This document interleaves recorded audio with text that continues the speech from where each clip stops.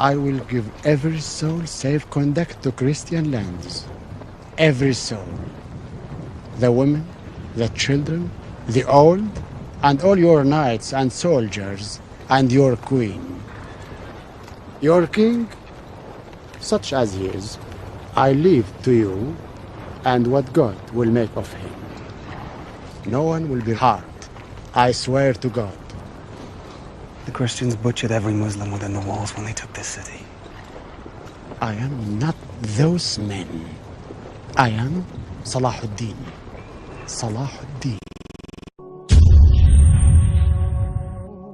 After the true Salahuddin went back to Damascus, and the narration mentioned that one wet day he went to visit the Hajis, and when he came back it was cold, it's wet.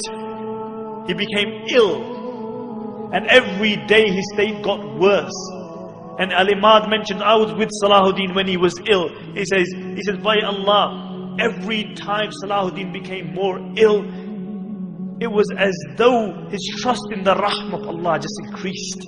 He said the weaker his body got, the stronger his trust in Allah became. And even in that state, Salahuddin couldn't go to the masjid anymore. But he insisted on praying salah with Jama'ah, and they would bring an imam, they would help him up, and he would pray salah in Jama'ah. On the 9th day, Salahuddin became unconscious. And Shaykh Jafar mentions that I was reciting the Quran by his bed, and when I reached the verses, Wallahu la ilaha illahu, alimul ghaybi wa shahada. He is Allah and no Lord besides Him, the knower of the unseen. He said Salahuddin had been unconscious for a while, and I heard a faint voice saying, Sahih, you have spoken the truth. And he mentioned, for 3 days I recited the Quran by the bed of Salahuddin. And he said, on the final day when he passed away, I reached the verse, La ilaha illahu alayhi tawakkaltu.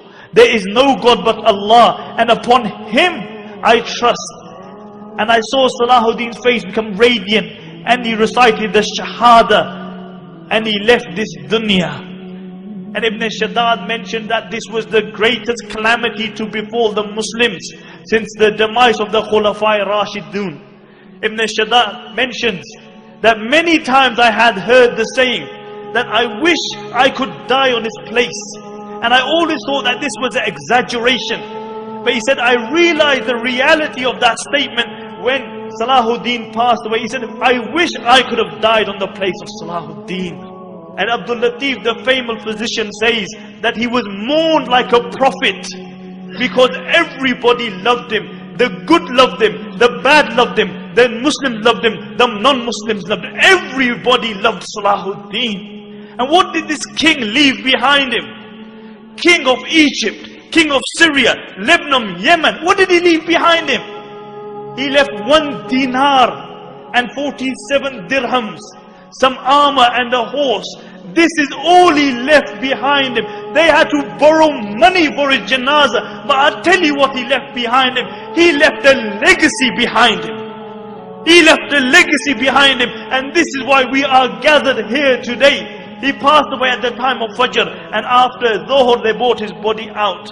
And the narrations mention that people screamed and cried as though the whole dunya had just become one place.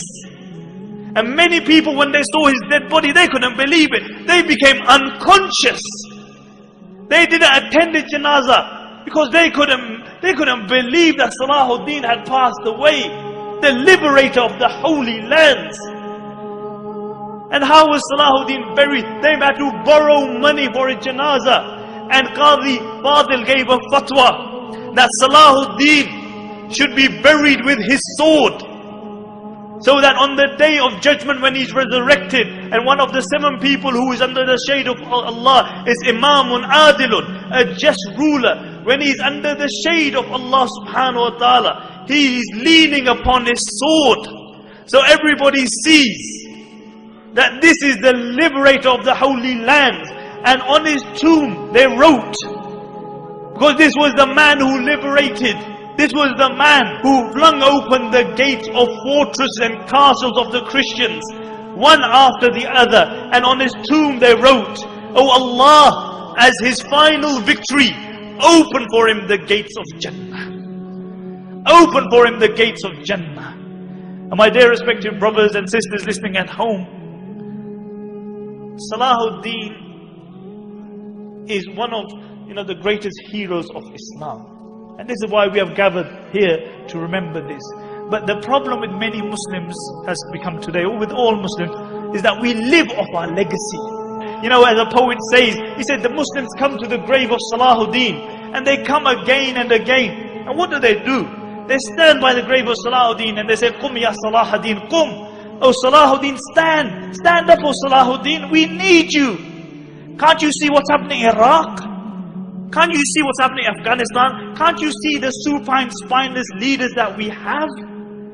Oh Salahuddin, we need you to liberate the holy lands. The poet says they come and they say, Qum ya Salahuddin, Qum. Hatta ishtaka marqatuhu min hawli al-afuna. He says, they come to his grave and they say, oh Salahuddin, stand, stand. Until his grave began to complain about the stench around it. And the poet says, Kam mar'atan fil ami tuqidunahu. Kam mar'atan ala al-jidar al-jubni tajlidunahu. Ayatlubu al-ahya'u min amwatihim ma'una. He said, how many times in the year are you going to wake Salahuddin up? He said, how many times are you going to whip Salahuddin for your own cowardice? And then he says sarcastically, أَيَطْلُبُ الْأَحْيَاءُ مِنْ أَمْوَاتِهِمْ مَعُونَ. He said, has it come to the state that the living have started asking the dead for help? The living have started asking the dead for help. Nobody aspires to be a Salahuddin. Nobody tries to be a Umar ibn Khattab or Abu Dhar or Abu Bakr radiallahu anhum or a Khadija or a Fatima.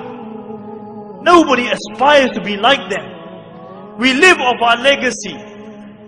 We remember these people, but none of us aspire to be like them. We can't be cowardice because we believe in a hereafter. You can't celebrate the life of Salahuddin and Umar ibn Khattab and then be cowardice yourself.